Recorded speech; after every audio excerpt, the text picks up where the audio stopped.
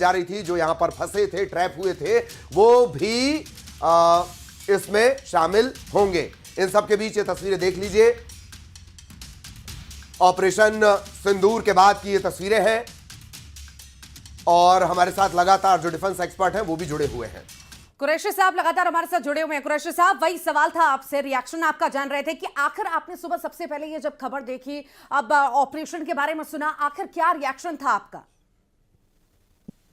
तो मेरा पहला जो प्रतिक्रिया, पहला रिएक्शन है वो बड़ा क्लियर है कि अपनी जो हिंदुस्तान की भारतीय वायुसेना है वो बड़ी हाईली प्रोफेशनल ऑर्गेनाइजेशन है और हम अपना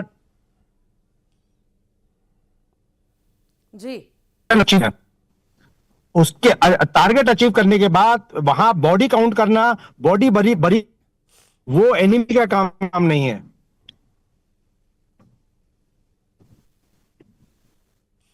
बिल्कुल, ये बात सही है, ऑपरेशन को अंजाम देना, और उसके लिए वैसे पाकिस्तान में बहुत सारे लोग रखे हुए हैं, कुछ तो काम करें वो। और इस वक्त एक और वॉर ब्रेकिंग, तो ये बड़ी जानकारी आपको दे रहे हैं। अमित शाह का बयान आया है ऑपरेशन सिंदूर के बाद। ऑपरेशन सिंदूर पहलगाम हमले का जवाब है। अमित शाह ने ये कहा कि ऑपरेशन सिंदूर के बाद ये बयान अमित शाह देते हुए नजर आए हैं, मुंह तोड़ जवाब हमने दिया है। और ये पहले ही साफ कर दिया गया था, पहलगाम का बदला पाकिस्तान ने देख लिया दम। ये ऑपरेशन सिंदूर के बाद क्या कुछ कहा केंद्रीय गृह मंत्री अमित शाह, वो कह रहे हैं पाकिस्तान को मुंह तोड़ जवाब दिया, देश की सेना पर गर्व है, आतंकियों को मुंह तोड़ जवाब दिया गया।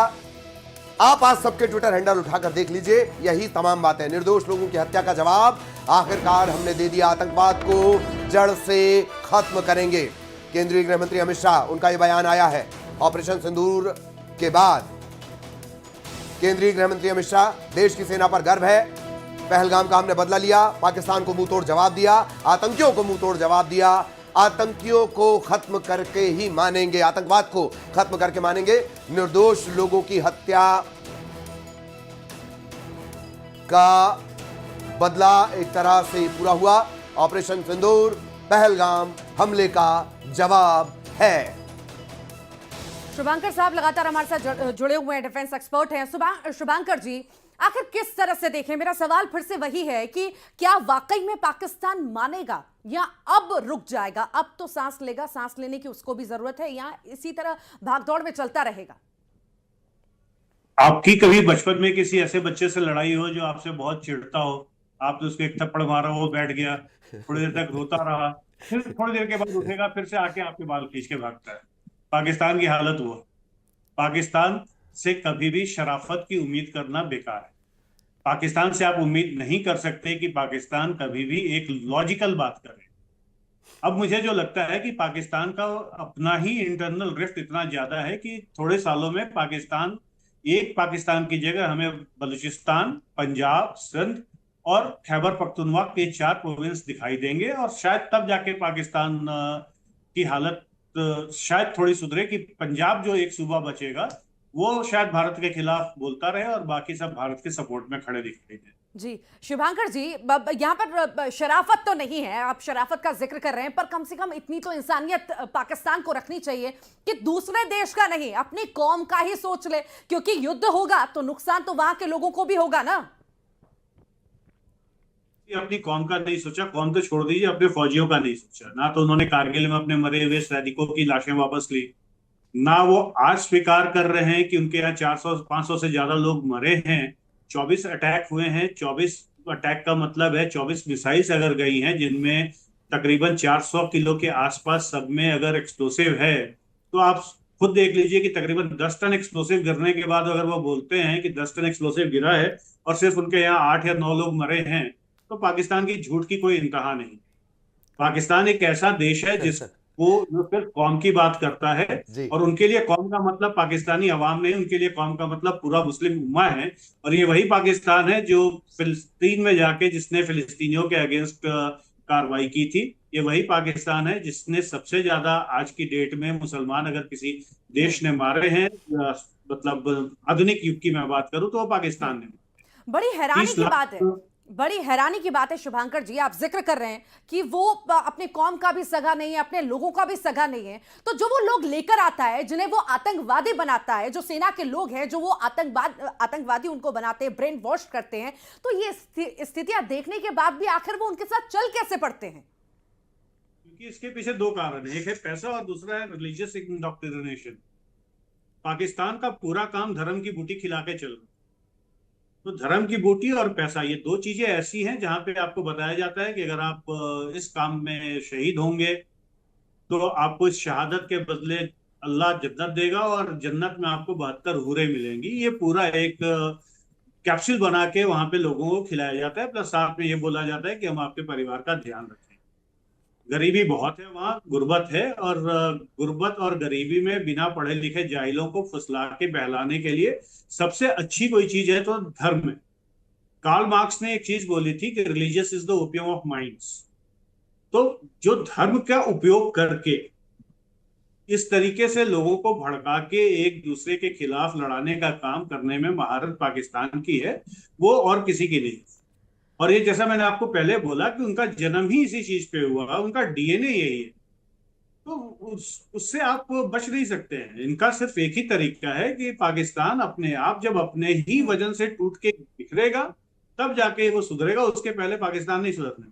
ये भी माने शुभांकर जी कि वहां के कई सारे ऐसे लोग हैं जो त्रस्त हो चुके हैं, वो शायद पाकिस्तान में नहीं रहना चाहते या मजबूरी हो चुकी है वहां पर रहना और उनसे दबना, मारना, पीटना। रोकूंगी आपको, रोकूंगी। यहां पर बड़ी खबर इस वक्त आ रही है, बड़ा अपडेट दे दे और उसके बाद फिर जो रितु ने सवाल पूछा उसका हम जवाब भी लेंगे शुभांकर सर से। वॉर ब्रेकिंग, तीनों सेना प्रमुखों से रक्षा मंत्री राजनाथ सिंह ने मुलाकात की है। याद कीजिए, पहलगाम के हमले के बाद से ही लगातार बैठकों के सिलसिले चल रहे थे और अब स्ट्राइक के बाद सेना की तैयारी को लेकर चर्चा की गई है। तैयारी इतनी पुख्ता है कि तकरीबन 300 जिलों को हमने पहले ही कह दिया था मॉक ड्रिल करेंगे।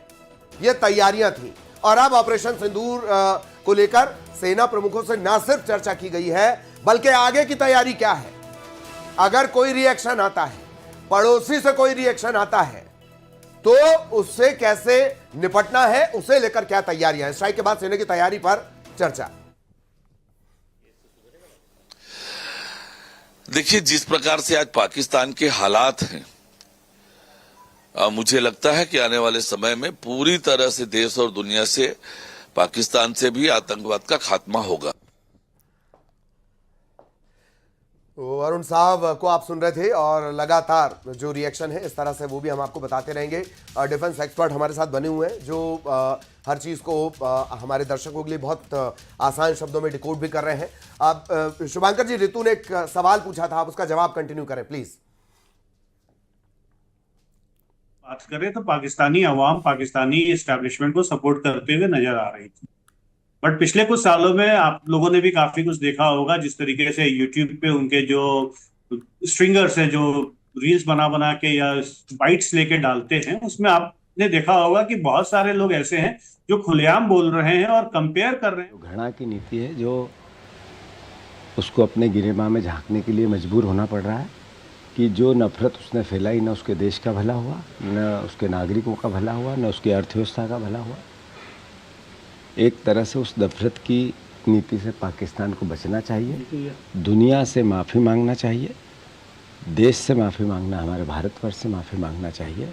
और मोदी जी से, सेना से आग्रह है, कहीं आतंकवादी छुपे हो जो भारत की धरती को नुकसान करते हो, निस्त नाबूद कर दो, पूरा देश एक साथ। आगे सालों तक, सैकड़ों सालों तक भारत की धरती माँ पर, भारत माता पर कोई प्रहार करने की हिम्मत न कर सके, ऐसे उदाहरण पेश करो। मैं मानता हूँ कि जो दुर्दांत घटना हुई थी, सिर्फ वो हत्या नहीं थी हमारे नागरिकों की, वो भारत की जो मूल मर्म है, भाईचारे का, प्रेम का, प्यार का, मोहब्बत का, इसकी अस्मिता का, उस पर प्रहार था। और जब भारत माता के मर्म पर प्रहार होगा तो मैं समझता हूँ भारत का एक एक नागरिक एकजुटता से ऐसे घटनाक्रम का, ऐसे सोच का, ऐसे विकृत विचार का मुकाबला भी करेगा और उसको निस्तनाबूद भी करेगा। जिन माताओं बहनों को सिंदूर उजाड़ा था, उसे ऑपरेशन सिंदूर के तहत पाकिस्तानियों को, जो आतंकी है, उनको उजाड़ा सरकार ने, क्या कहेंगे? क्योंकि नहीं, बात यह है कि सेना ने जो कार्रवाई की बहुत सोच समझ के, पूरी प्रिपरेशन के। इन्होंने हेल्थ